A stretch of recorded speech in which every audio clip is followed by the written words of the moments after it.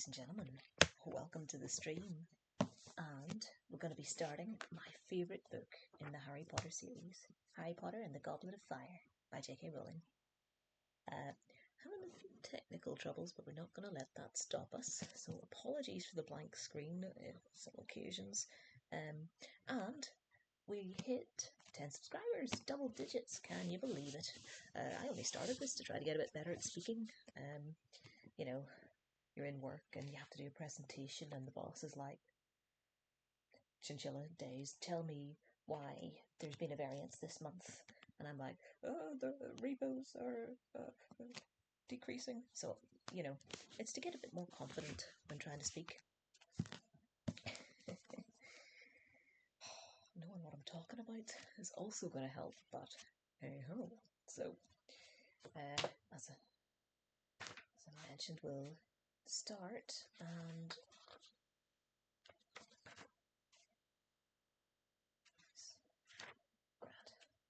that's us now.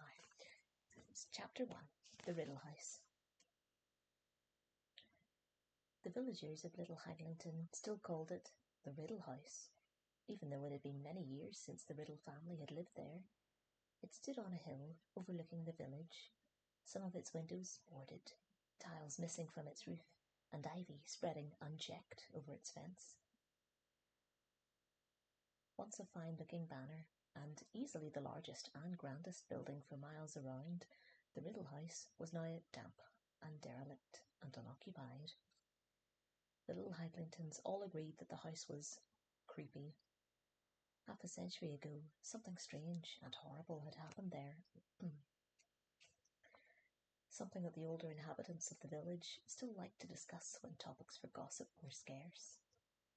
The story had been picked over so many times and had been embroidered in so many places that nobody was quite sure what the truth was anymore.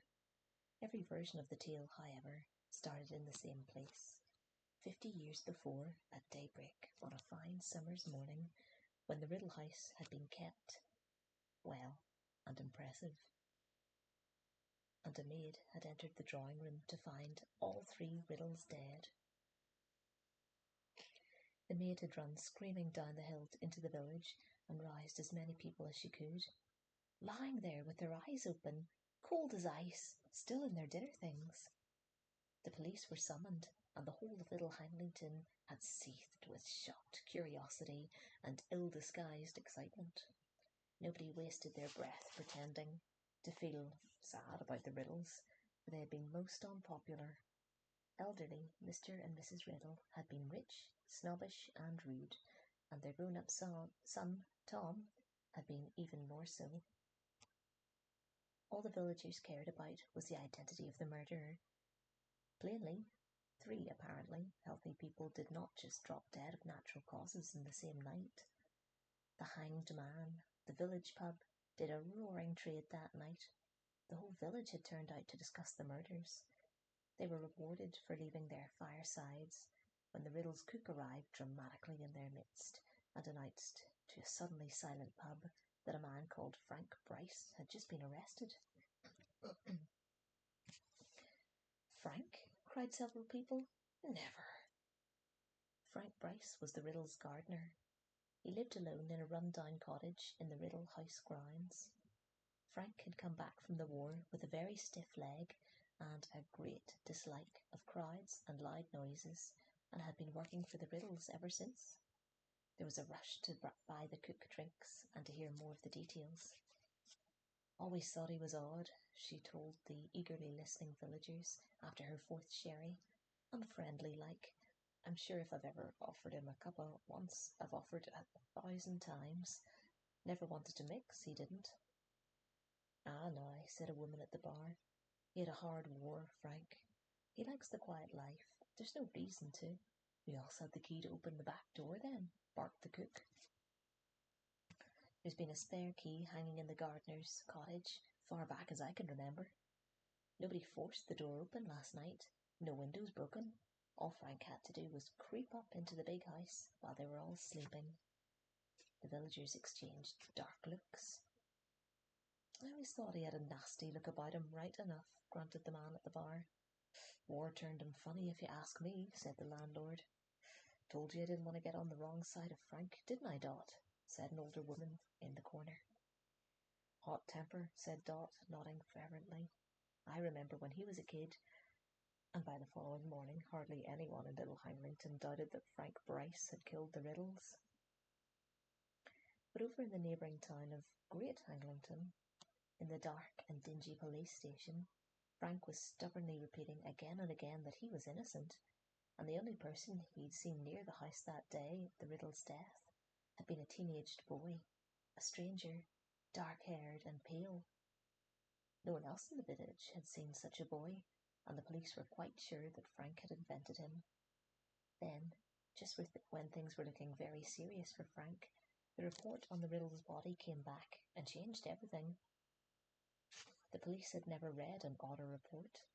A team of doctors had examined the Riddles' bodies and concluded that none of the Riddles had been poisoned, stabbed, shot, strangled, suffocated, or, as far as anyone could tell, harmed at all. In fact, the report continued in a tone of unmistakable bewilderment. The Riddles all, apparently, appeared to be in perfect health, apart from the fact they were all dead. The doctors did note, as though determined to find something wrong with the bodies, that each of the Riddles had a look of terror upon his or her face. But as the frustrated police said, "Have you ever heard of someone being frightened to death?" As there was no proof that the Riddles had been murdered at all, the police were forced to let Frank go. The Riddles were buried in the Little Hanglington churchyard, and their graves remained objects of curiosity for a while. To everyone's surprise, and amidst a cloud of suspicion, Frank Bryce returned to his cottage in the grounds of the Riddle house. "As far as I'm concerned, he killed them, and I don't care what the police say," said Dot in the Hanged Man. "And if he had any decency, he'd leave here, knowing as how we know he did it." But Frank did not leave. He stayed there to tend the garden, the next family who lived in the Riddle house, and then the next. For neither family stayed long.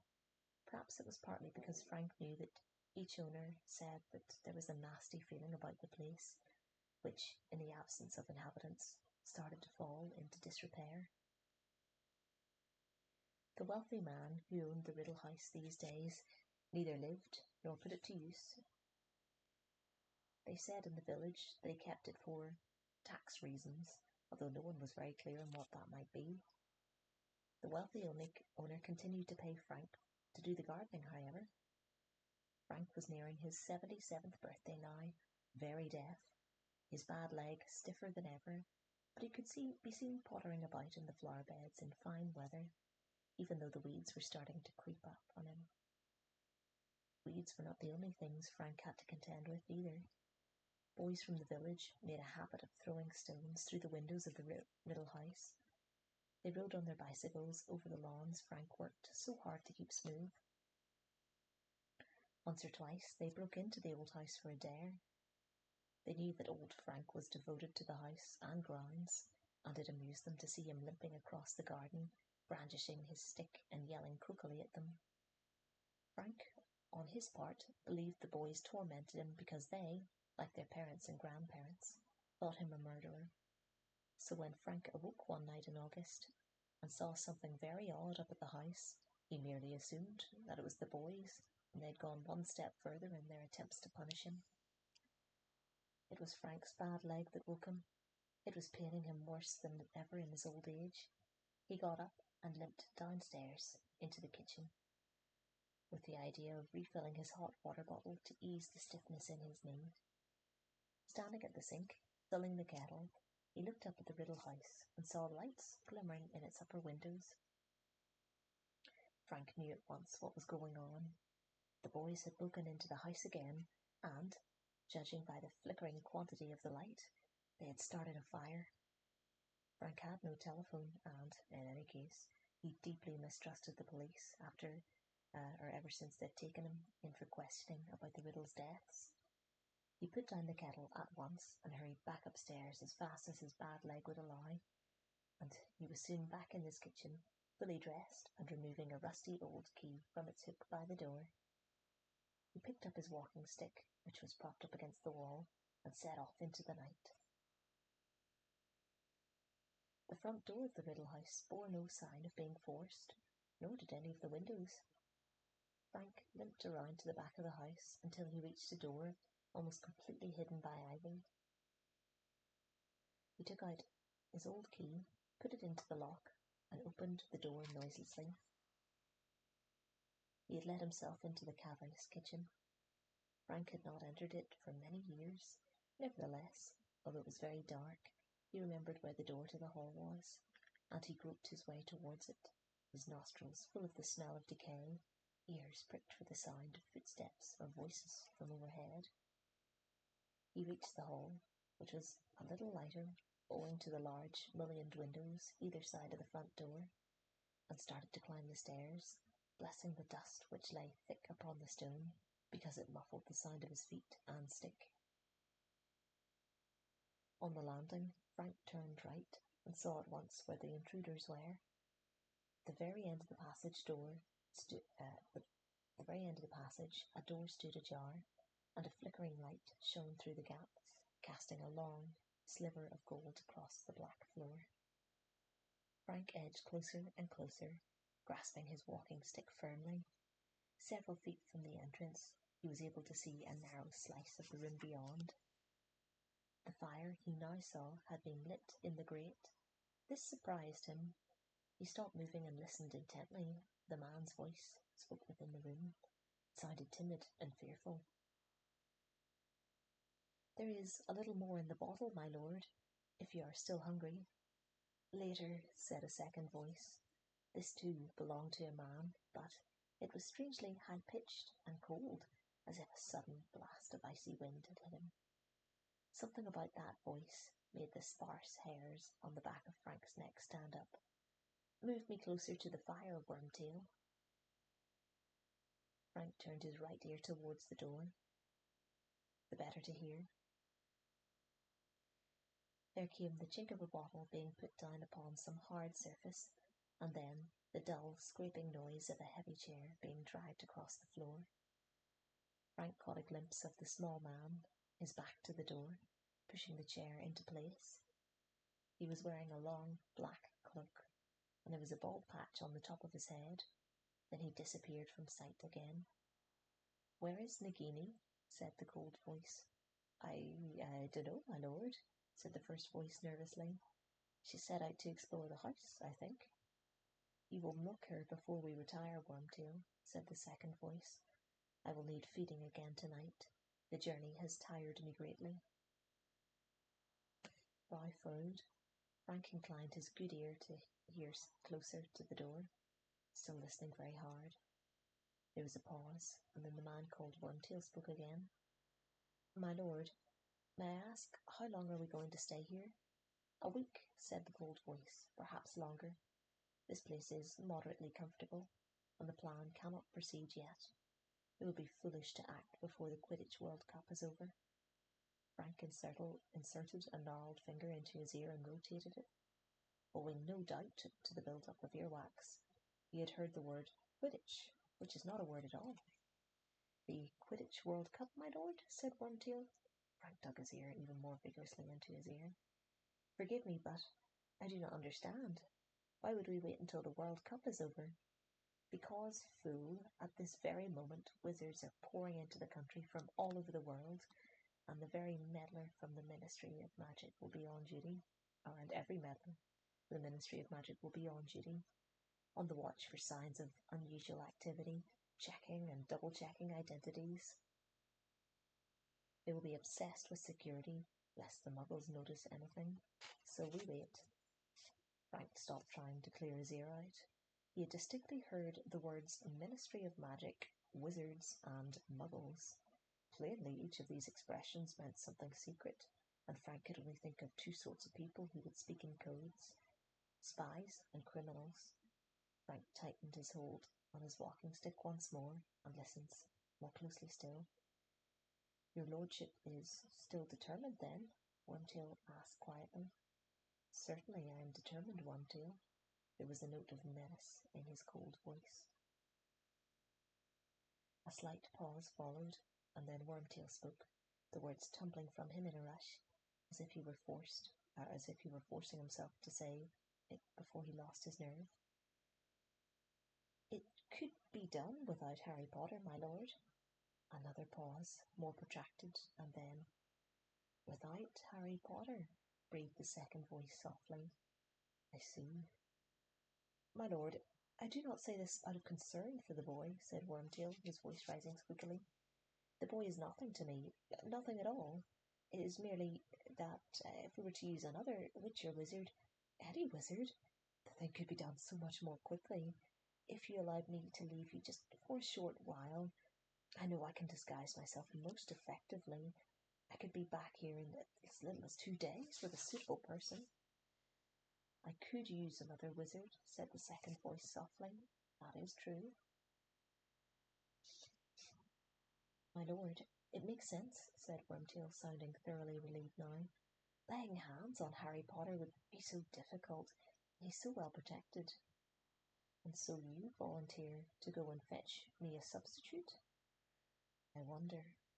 Perhaps the task of nursing me has become wearisome to you, Wormtail? Could this suggestion of abandoning the plan be nothing more than an attempt to desert me?" "My lord, I have no wish to desert you. None at all." "Do not lie to me," hissed the second voice. "I can always tell, Wormtail. You are regretting that you ever returned to me. I revolt you. I see you flinch when you look at me, feel you shudder when you touch me. No, my devotion to your lordship, your devotion is nothing more than cowardice. You would not be here if you had anywhere else to go. How am I to survive without you, when I need feeding every few hours? Who is to milk Nagini?" "But you seem so much stronger, my lord." "Liar," breathed the second voice. "I am no stronger, and a few days alone would be enough to rob me of the little health I have regained under your clumsy care. Silence." Wormtail, who had been spluttering incoherently, fell silent at once.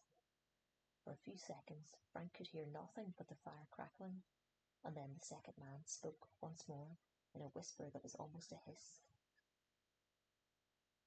"I have my reasons for using the boy, as I have already explained to you, and I will use no other. I have waited 13 years. A few more months will make no difference. As for the protection surrounding the boy, I believe my plan will be effective. All I need is a little courage from you, Wormtail. Courage you will find unless you wish to feel the full extent of Lord Voldemort's wrath." "My lord, I must speak," said Wormtail, panic in his voice now. "All through our journey I have gone over the plan in my head, my lord. Bertha Jorkin's disappearance, it will not go unnoticed for long, and if we proceed, if I curse—" "If?" whispered the second voice. "If? If you follow the plan, Wormtail, the Ministry need never know that anyone has disappeared. You will do it quietly and without fuss. I only wish that I could do it myself, but in my present condition. Come, Wormtail, one more obstacle removed, and our path to Harry Potter is clear. I'm not asking you to do it alone. By that time, my faithful servant will have rejoined us." "I am your faithful servant," said Wormtail, the merest trace of sullenness in his voice. "Wormtail, I need someone with brains, someone whose loyalty has never wavered, and you, unfortunately, fulfill neither requirement." "I found you," said Wormtail, and there was definitely a sulky edge to his voice now. "I was the one who found you. I brought you Bertha Jorkins." "That is true," said the second man, sounding amused. "A stroke of brilliance I would not have thought possible from you, Wormtail. Though, if truth be told, you were not aware of how useful she would be when you caught her, were you?" I thought she might be useful, my lord." "Liar," said the voice again, the cruel amusement more pronounced than ever. "However, I do not deny that her information was invaluable. Without it, I could never have formed our plan, and for that you will have your reward, Wormtail. I will allow you to perform an essential task for me, one that many followers would give their right hands to perform." "Really, my lord? What Wormtail sounded terrified again. Ah, Wormtail, you don't want me to spoil the surprise. Your part will come at the very end, but I promise you, you will have the honour of being just as useful as Bertha Jorkins. You... Wormtail's voice sounded suddenly hoarse, as though his mouth had gone very dry. You are going to kill me too? Wormtail, Wormtail, said the voice silkily. Why would I kill you? I killed Bertha because I had to. She was fit for nothing after my questioning. Quite useless. In any case, awkward questions would have been asked if she'd gone back to the ministry with news that she had met you on her holidays. Wizards who are supposed to be dead do well not to run into the Ministry of Magic witches at wayside inns. Wormtail muttered something so quietly that Frank could not hear it, but it made the second man laugh, an entirely mirthless laugh, cold as his speech. We could have modified her memory, but memory charms can be broken by powerful wizards, as I proved when I questioned her. It would be an insult to her memory not to use the information I extracted from her, Wormtail. Out in the corridor, Frank suddenly became aware that the hand gripping his walking stick was slippery with sweat. The man with the cold voice had killed a woman. He was talking about it without any kind of remorse, with amusement.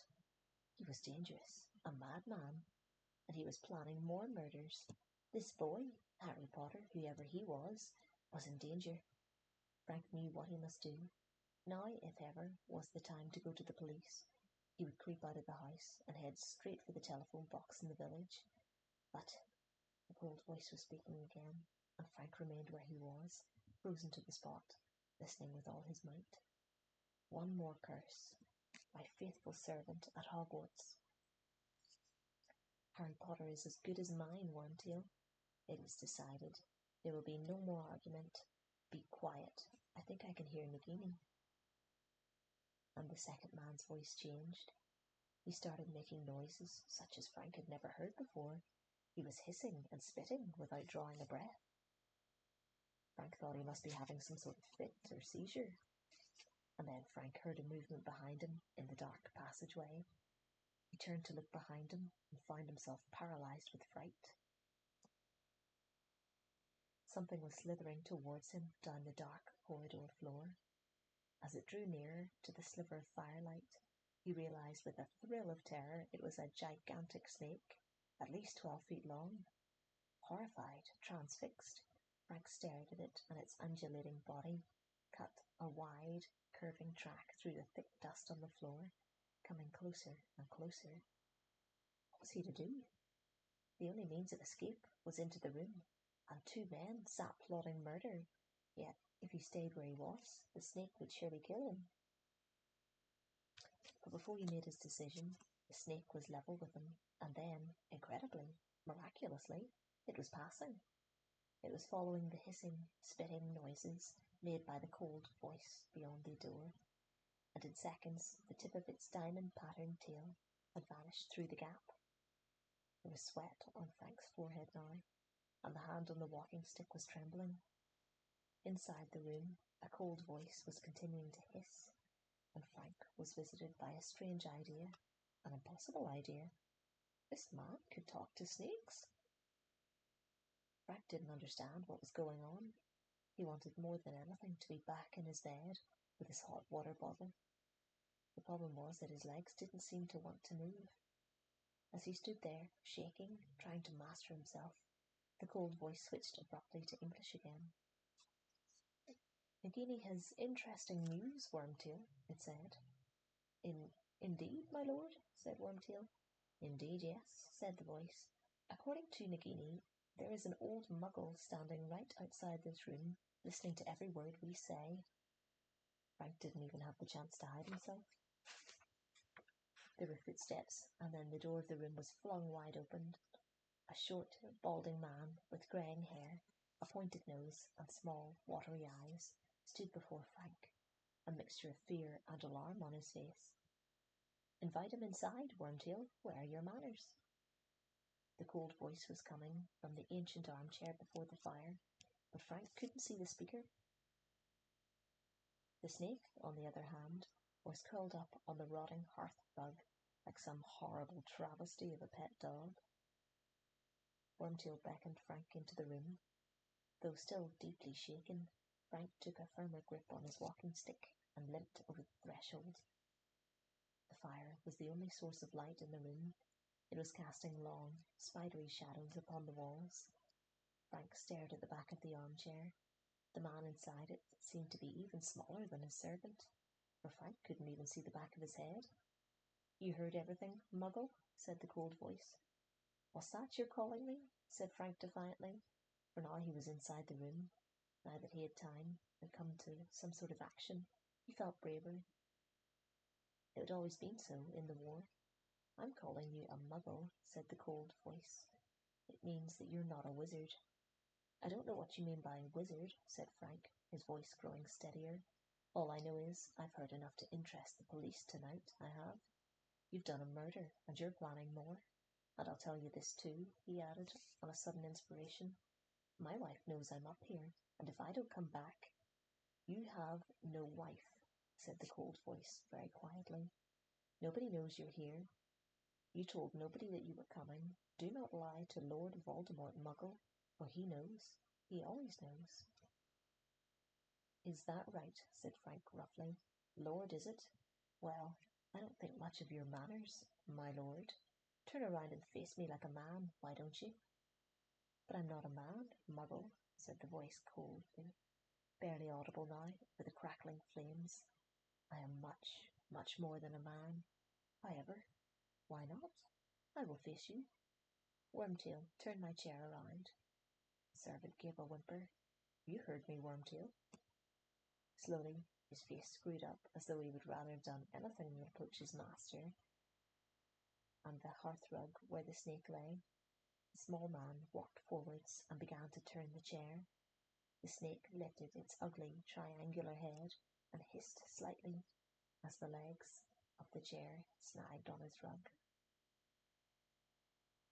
And then the chair was facing Frank, and he saw what was sitting in it.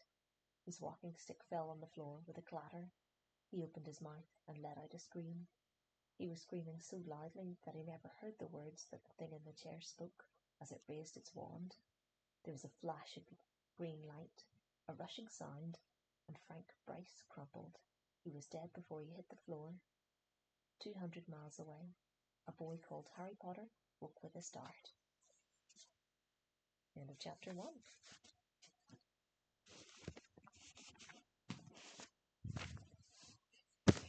That signal's terrible today, isn't it? Sorry that that's cut out so much, that feed. I'm looking at the back of this book. Do you know how much this was when I bought it? £6.99. Not interesting. Probably not. Still. When was that? Did I buy that? It was ages ago. Pre-Brazil, so that was 2000? Yeah, that makes sense. Imagine. Book's 24 years old. Looks it too. It is. Disgusting looking. It has its cover though, which is more than could be said for the 5th book. I'll have to upload a picture of my 5th book at some point for you all to see it, because it is an absolute wreck. It's got no covers. It was a hardback originally, and I just read it so much the cover fell off it. I don't know why this one's stained red, because this never came to Brazil with us. But, oh well. But thanks for listening. I'll get this uploaded today, probably, and we'll do 2 more chapters on the weekend. And yeah, enjoy your evening. I'll see you soon.